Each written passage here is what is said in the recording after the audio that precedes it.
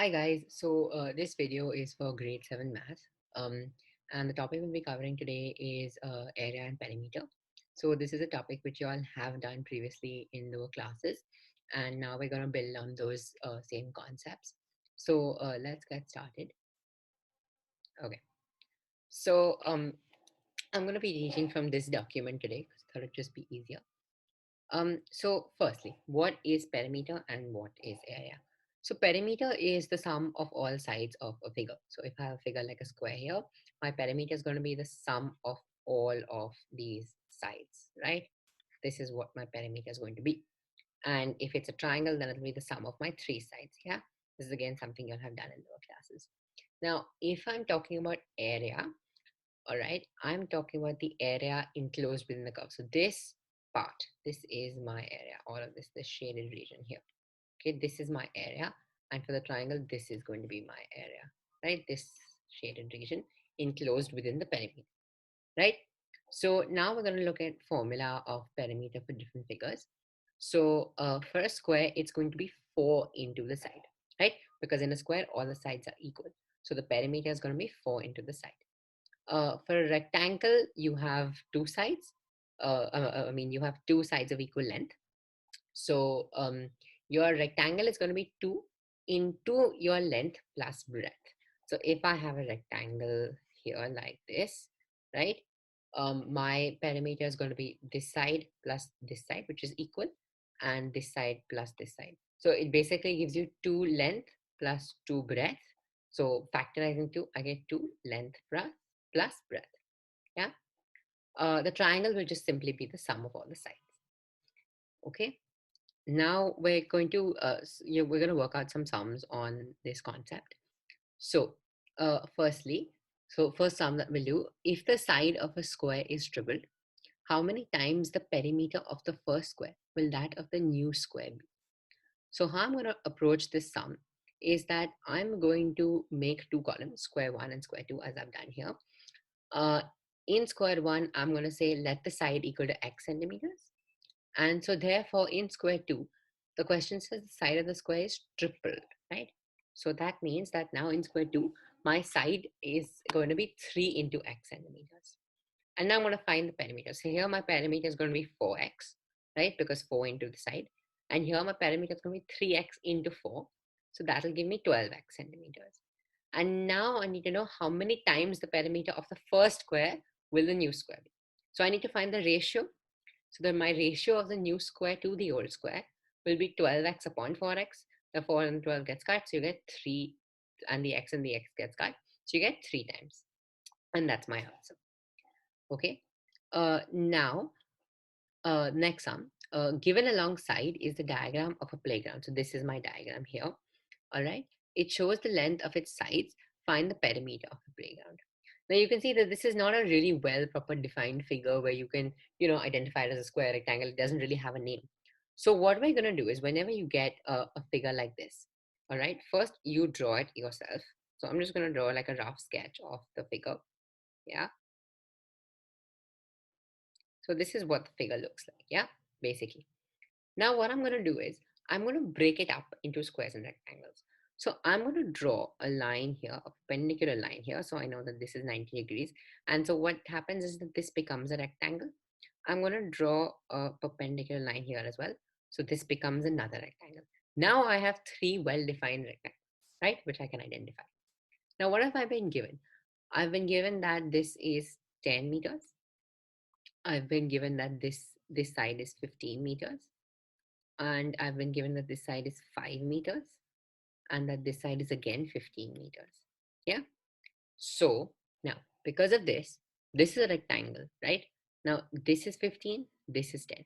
Because it's a rectangle, up till here, this part will have to be 15. And this part, this line which I've drawn here, will be 10. Okay. Uh, Similarly, for this rectangle, what I'm going to do is this length here is 15. So therefore, this line here also has to be 15.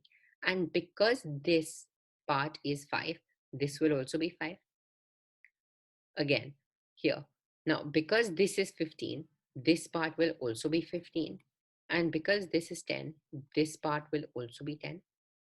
So now what have I found? I found the lengths of these sides, right? So this entire side is going to be 15 plus 15, so that's 30. This entire side is going to be 10 plus 5, so that's 15. So now I found the lengths of these two sides, and I already knew these sides from before. So now all I need to do to find the perimeter is add all of them up. So I'll get 30 plus 10 here, 40, plus 15, 55, plus 5, 60, plus 15 again, 75, and plus 15 again. So that gives me 90. So 90 is my answer. All right, 90 meters. Please remember to just remember, units are really, really important in this chapter. Pay attention to the unit, centimeter, meter. They're very, very important. All right, now moving on to area. So now the area of a square is a rectangle. The formula for a square is side square, side into side. All right, so that's what for a square. For a rectangle, it'll be length into breadth. So it'll just be the product of the two sides. And now for a right angle triangle, it's going to be half into base into height. I'm going to explain to you what exactly that means and how we got that. All right. So say I have a rectangle here. Okay. And let's say this is my length and this is my breadth. All right. So this is also my length and this is also my breadth. Now, my entire area of this rectangle, right? This entire area is going to be length into breadth, right? Now, if I draw a line like I have drawn here, a diagonal line, and divide it into two triangles, all right? This is a right angle firstly because it's a rectangle. So these become two right angle triangles, right? And they will be equal in area. So this becomes half, one triangle becomes half the area of the entire rectangle, which becomes half into length into breadth. Now, by convention, in a triangle, this side, all right, this side of a triangle is called the height. And this side is called the base. Don't confuse the two B's. One B means breadth for a rectangle and the base for a triangle. Okay? It's used for both. So therefore, I get the formula half into base into height for the area of a right angle triangle, this area only. Yeah? So now I'm going to again focus on sums based on the area concept. So first, a rectangular playground is 65 meters long and 30 meters wide. A pathway of 1.5 meters of width goes all around the ground outside it. Find the area of the pathway. So here, the playground is rectangular, right? So now this is going to be my diagram.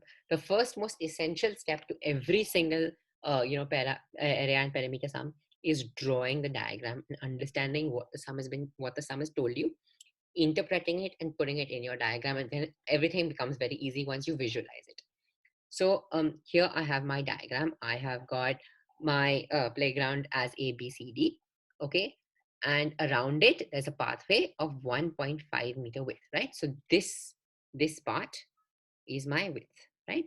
And so around it, there's the pathway, which is PQRS. Okay. So now what do I need to find? I want to find the area of the pathway. So that's this shaded region. Yeah. Now, what I'm going to do is I want to find, so what I'm going to do is I'm going to find the area of the playground. I'm going to find the area of the entire of this PQRS rectangle, and I'm going to subtract the area of the playground from the PQRS, and that'll give me my area of pathway. So for the playground, I've been given the dimensions of 65 and 30.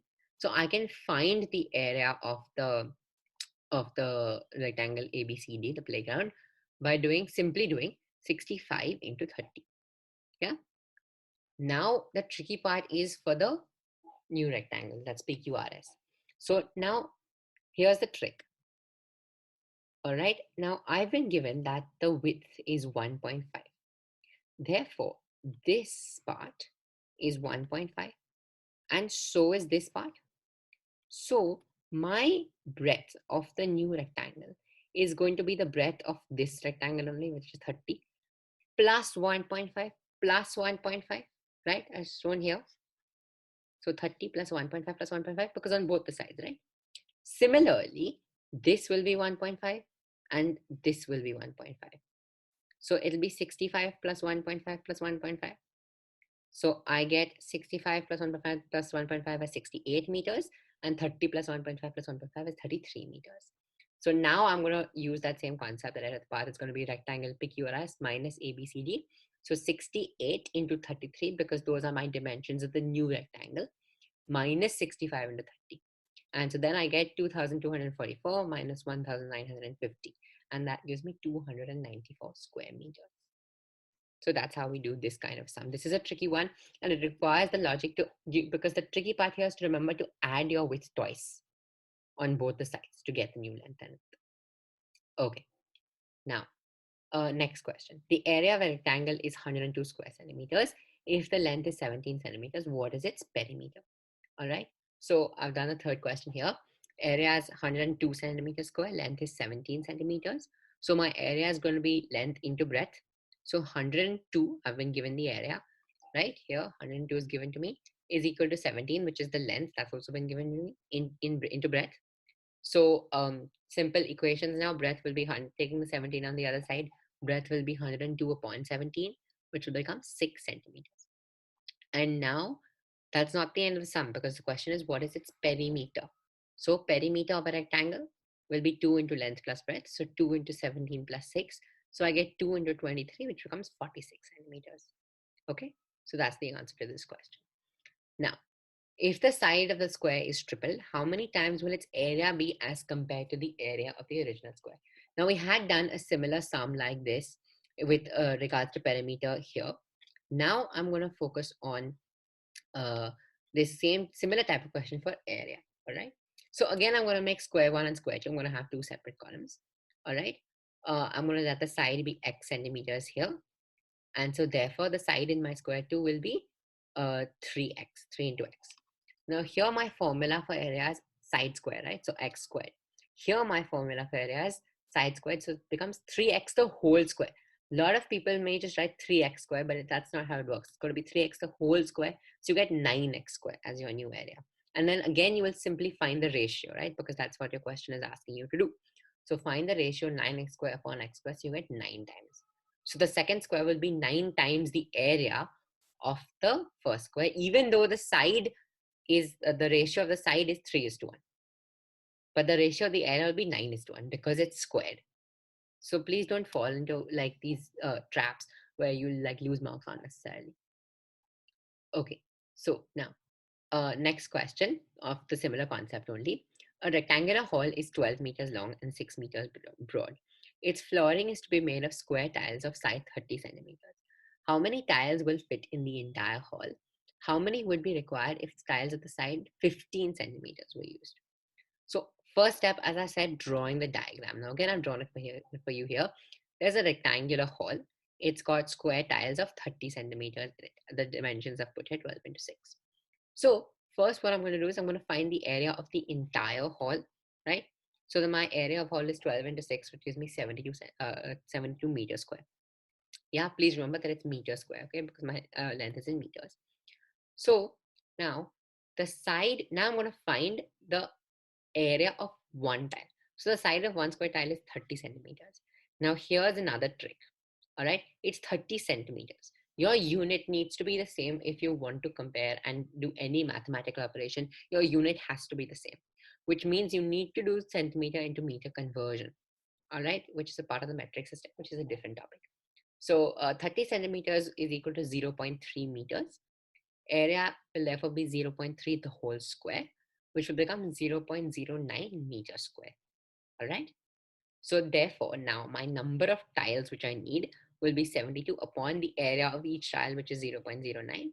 And so that'll give me 800 tiles, right? Because the number of tiles will be the entire area of this rectangle upon the area of one, right? So therefore, that's how I got this. So 800 tiles. Now, if it was 15 centimeters, as the question has been asked, same steps. Area will be equal to 0.15 meters. So 0.15 square. I get 0.0225. Same formula, number of tiles will be equal to 72 upon 0.0225, which becomes 3,200 tiles. Okay. Now I'm going to move on to a new concept, which is called the surface area of a three-dimensional object. So far we've only been looking at 2D objects. Now we go into 3D objects, right? Like cubes and cuboids. So this is what a cuboid looks like, all right? It's a 3D, it's like a box, okay? It has 6 faces.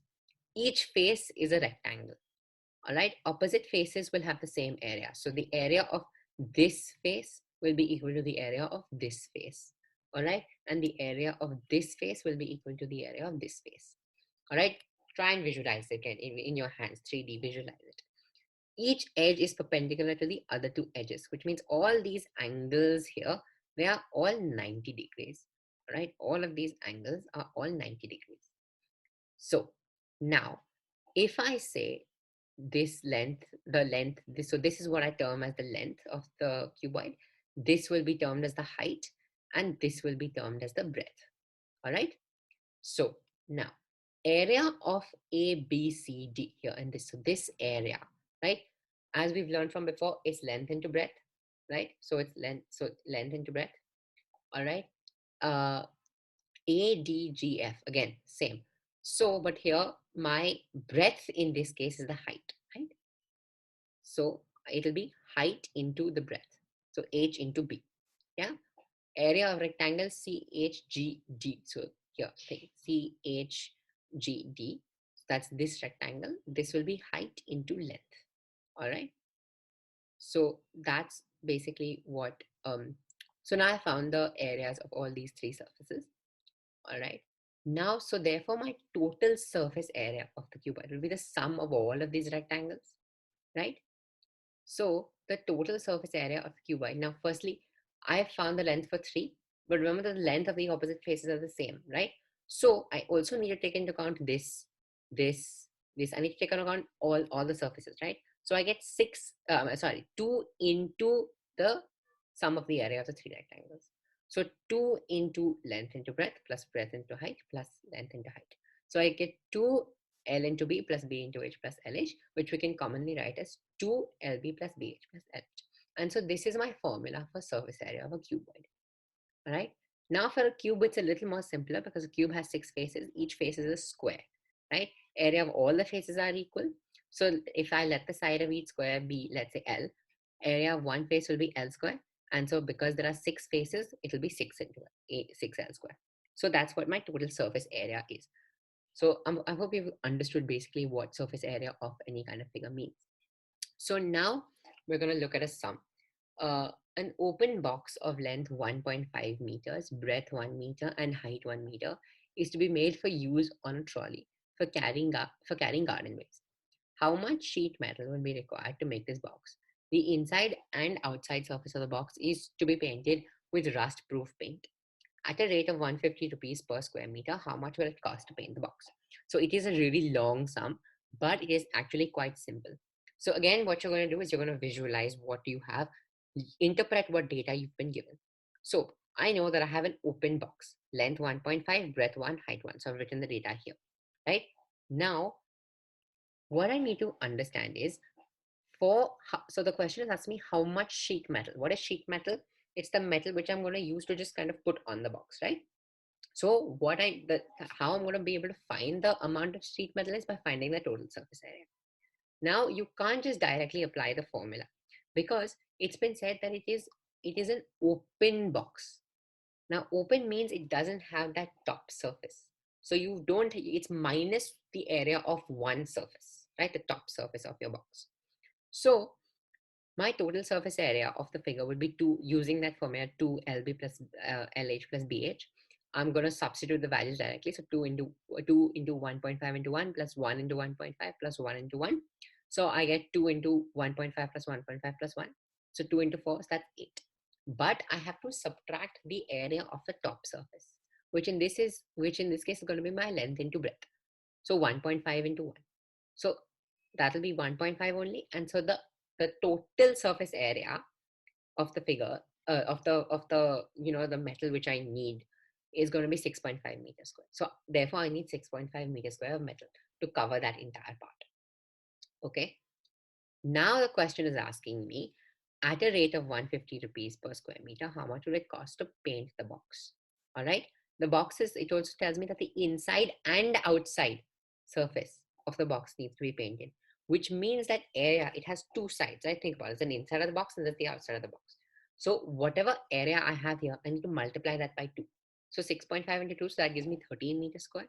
Now I simply multiply. I know it's 150 rupees per square meter.